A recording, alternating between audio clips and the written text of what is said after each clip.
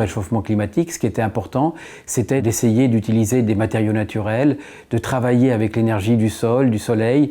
On a fait de la géothermie, on fait des panneaux solaires, on essaie de consommer le moins possible. Et donc cette maison est un laboratoire environnemental qui utilise un peu toutes les technologies disponibles pour faire des économies d'énergie.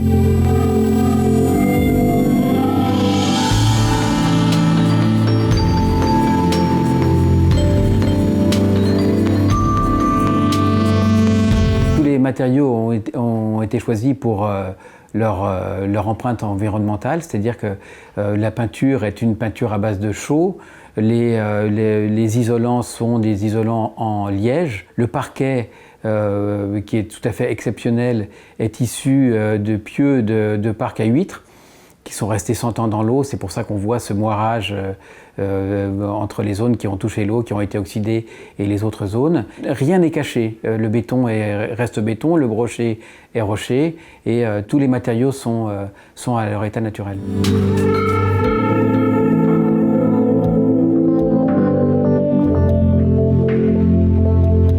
On a une centrale de traitement d'eau qui est une centrale extrêmement technique. C'est un petit peu des matériaux qui sont utilisés dans les navettes spatiales, c'est-à-dire qu'on recycle les eaux grises, les eaux usées, pour les réinjecter après dans certaines parties du bâtiment, pour l'arrosage, pour les sanitaires, pour les machines à laver. On produit également de l'électricité par un système de panneaux photovoltaïques qui permet d'assurer une grande partie de la consommation de la villa. Pour le chauffage, on a fait des sondes géothermiques. C'est un échange entre le sol et les calories du sol que l'on vient récupérer et qui permettent de chauffer la piscine et de venir participer au chauffage de la maison.